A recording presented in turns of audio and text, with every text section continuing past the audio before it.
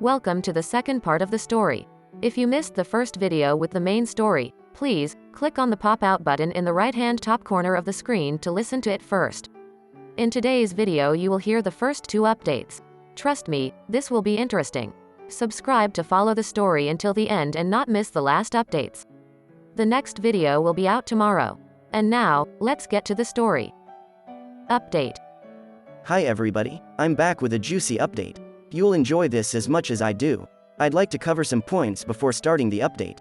First, I want to thank everybody who contacted me and gave me advice, congratulate me or just to let me know they care. I've read from other posts that the support you get is mind-blowing, but it's the first time I have experienced so much care from strangers. From the bottom of my heart, thank you. Second, as you can guess, English is my second language, so I messed up in some sentences and confused prepositions.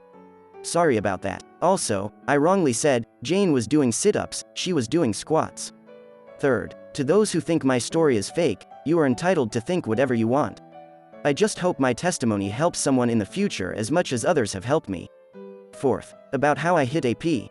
It was not a fancy ninja punch, just a chop in the throat that, frankly, it was lucky I reacted before Baldy did.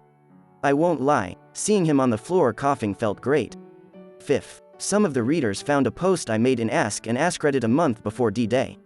It never got it posted because I didn't understand the rules of the community and today it isn't important anymore. A quick summary. Jane and I were trying to be parents for 10 years. On the 8th year we saved enough money to buy 3 opportunities in the most expensive and successful reproduction clinic here in my country. All 3 failed. Jane started her affair during the 3rd one. That's the clinic where my blood was tested, and adding the history of diseases from my family, they gave me the probabilities of developing diabetes, gout, hypertension and having strokes. I should thank them. Someone mentioned that Jane intentionally aborted in the 3rd shot because it might be App's baby. Well, that's not possible, because for her it's almost impossible to conceive naturally. The embryos were fused in vitro and then implanted directly in her womb. I tried to repost my question, but she came and told me, I don't want to have kids anymore, so I dropped it. I am sure Baldy doesn't have anything to do with her decision. This is important for later. Let's continue with the update. It's been 12 days since D-Day. What have I been doing from there? D-Day +1, Friday. I had a nice chat with Mr. P. He confessed he faked his shoulder pain, he just wanted to warn me about Baldy. Also, he told me a very noisy neighbor saw when I kicked Baldy naked from my apartment. Surely in a week all condos will know my situation. My brother came to help me change the lock of the door. When he left, I felt so alone and cried a lot. I called my job to ask for a day off. At night I spoke to my lawyer, he said he's making the divorce papers. He couldn't start until he had the evidence. So, my divorce will be divorce by mutual consent. That's smoother than uncaused divorce, that's longer and pretty nasty. Also, he told me not to share the video. Jane will be served in 2 weeks. Sil called me but I told her to ask Jane why we're divorcing. D-Day +2, Saturday. Sil came and I showed her the video. I drove her home and saw Jane's car. When I got home, I still felt crushed and cried some more. D-Day +3, Sunday. I visited my parents, my mom cried with me, she really loved Jane.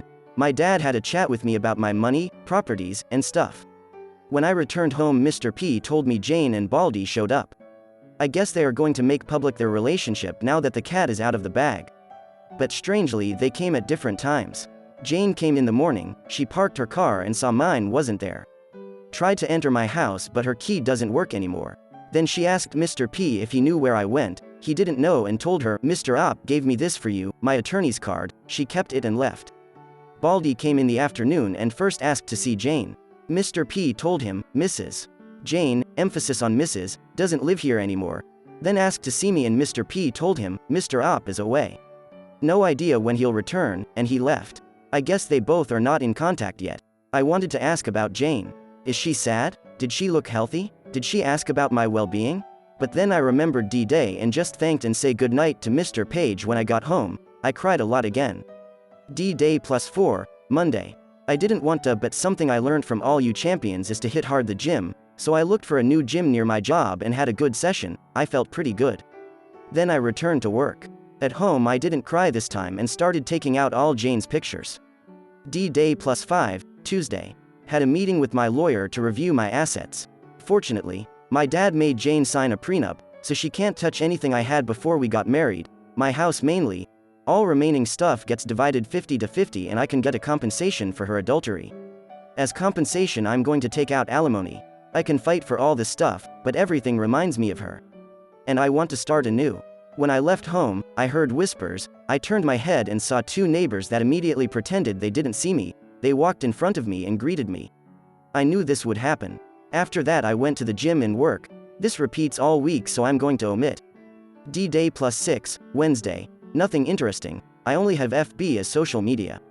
I ignore all DM asking me to contact Jane.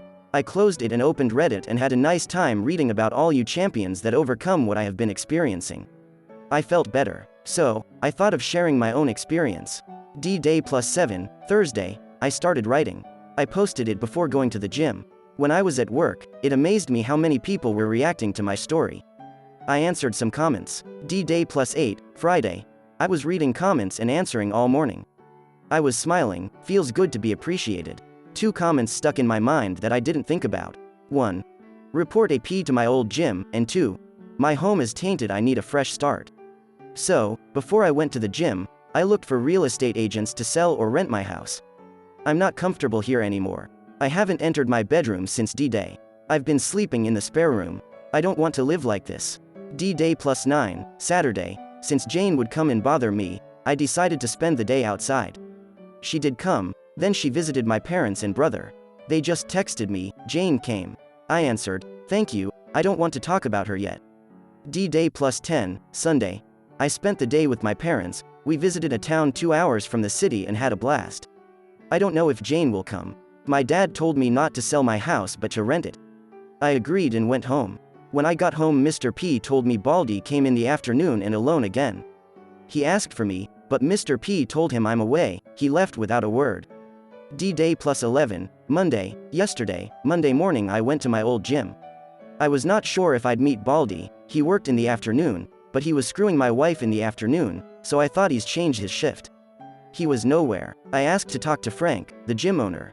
While I was waiting for him, I met an old janitor I used to chat with. He told me to say hi to Miss Jane.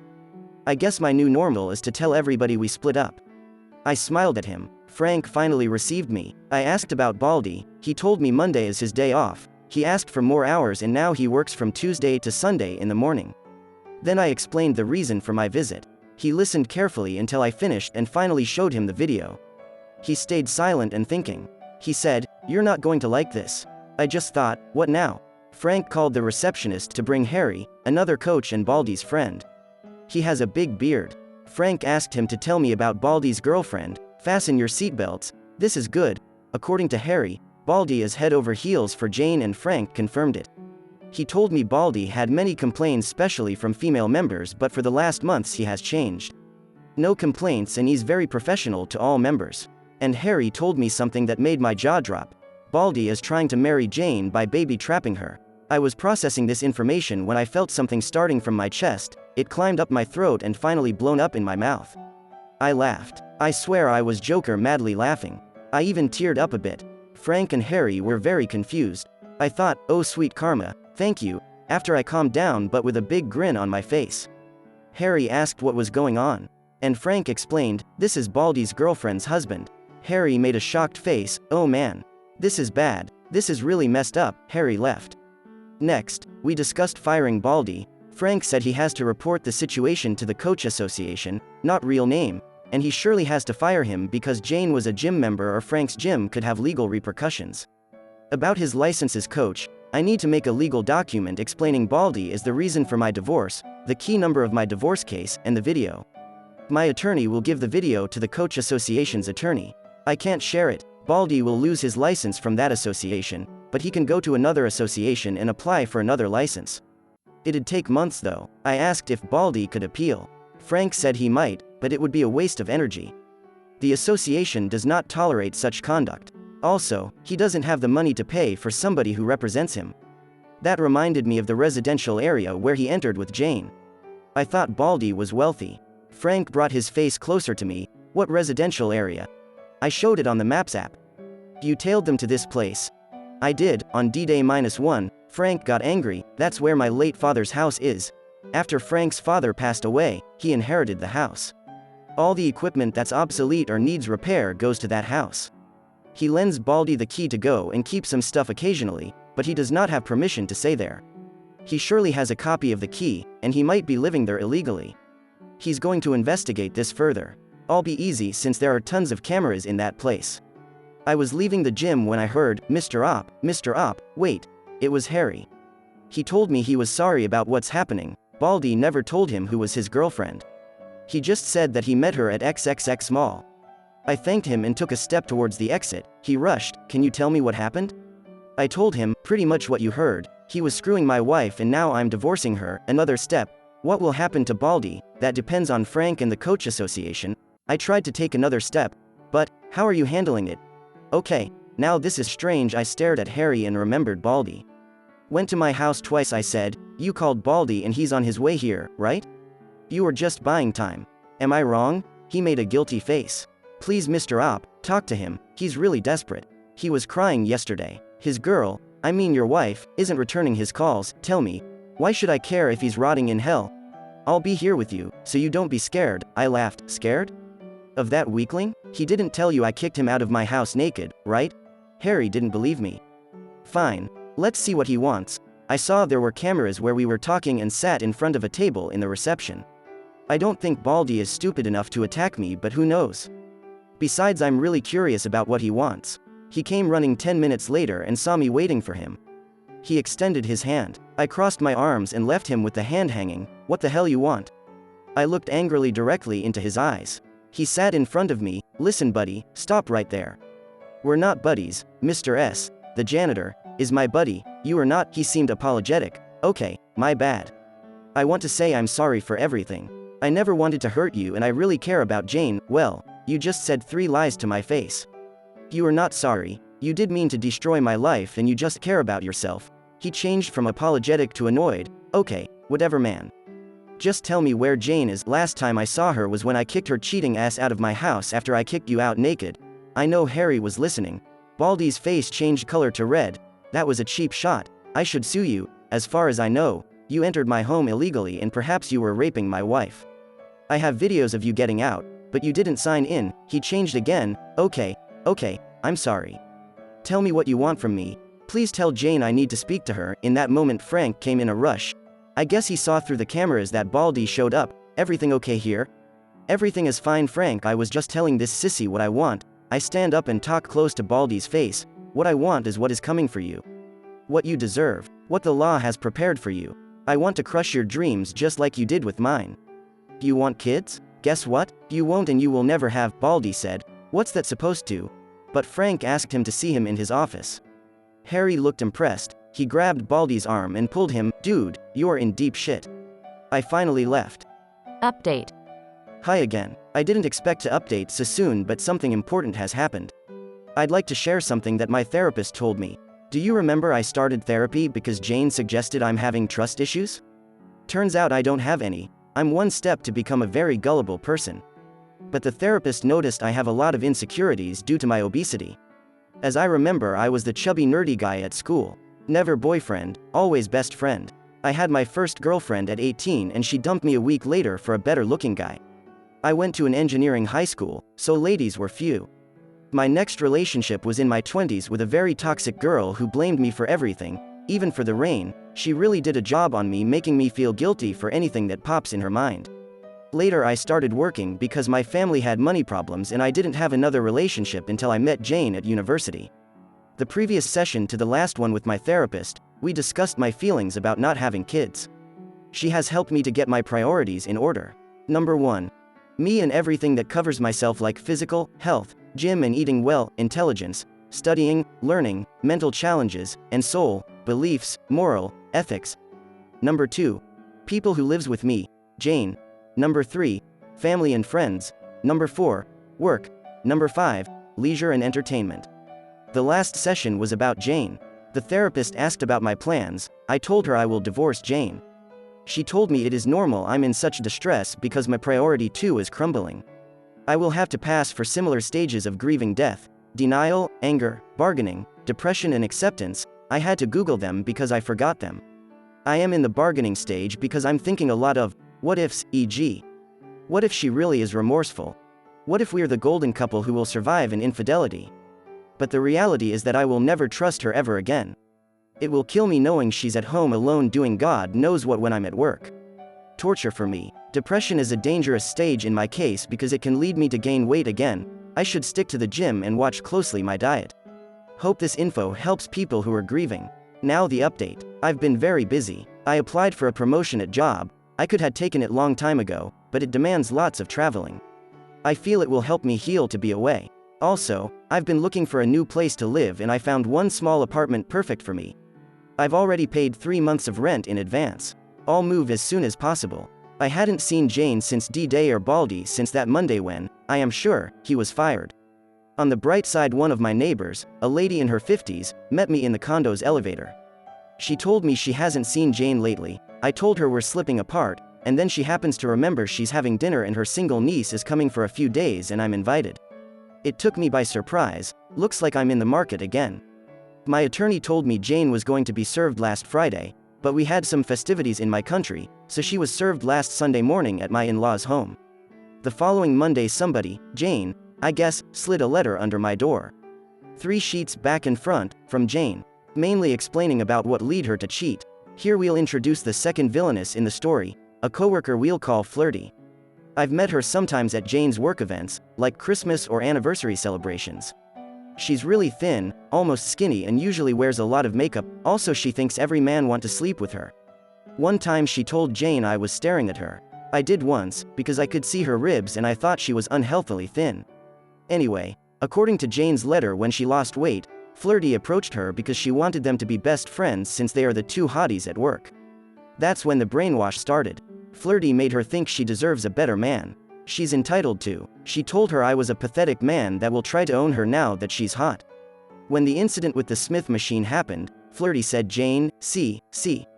Didn't I tell you? He wants to be your owner more than your husband. Jane bought it, and due to Flirty's manipulation she was resentful to me for months.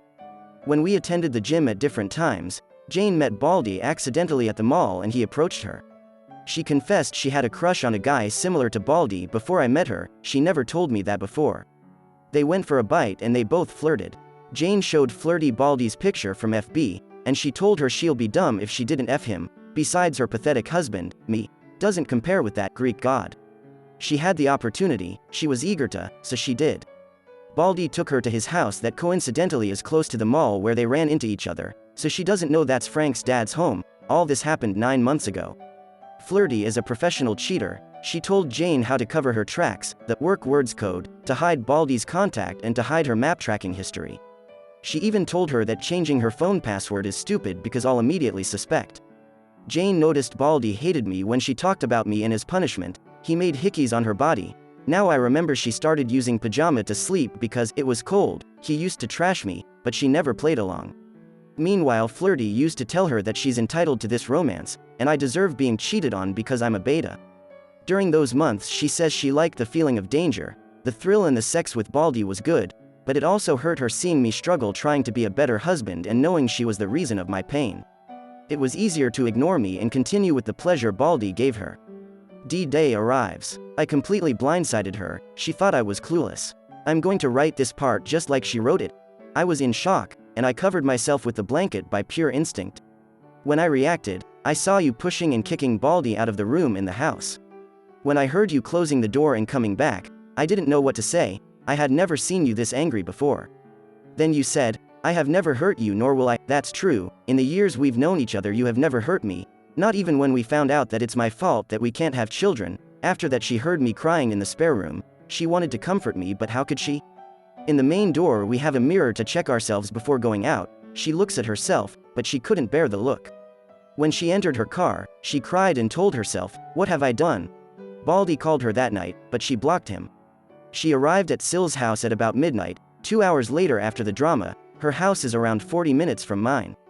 She was scared of telling Syl what happened because she's older and she has a very strong character. Next day she told Flirty what had happened. Flirty told her she should be happy that she got rid of me. I'm going to copy this part too. And then what? Babe, you are free. You can have sex with Baldy or any guy you want, and then? I don't follow you. What will happen when I'm tired of having sex with a bunch of guys? Then you can decide which one to date seriously. And then what? I don't know. Get married, I suppose. But I already got married. But it was with Op. He's a loser. I bet Baldy is 100 times better than him. No, that's not true. He gave me a good life. Don't settle for so little. You can have a better man. Then they proceed to have a big fight in front of the coworkers. She can't recall it well, but she remembers swearing and yelling at her. Flirty told her that any guy hotter than me is better than me. I don't get what she has against me, but Jane realized what she destroyed. She was inconsolable and her boss let her go home early. The next day is when I showed Sil the video. Jane was babysitting Sil's twins. After I drove her home, Sil asked Jane to help her do some errands, just the two of them. That was a lie. They parked at a park, and she demanded to know what was happening in her head to cheat on me. Jane cried and told her, "I don't know." Sil confessed she was envious of our marriage. 11 years and not a huge fight.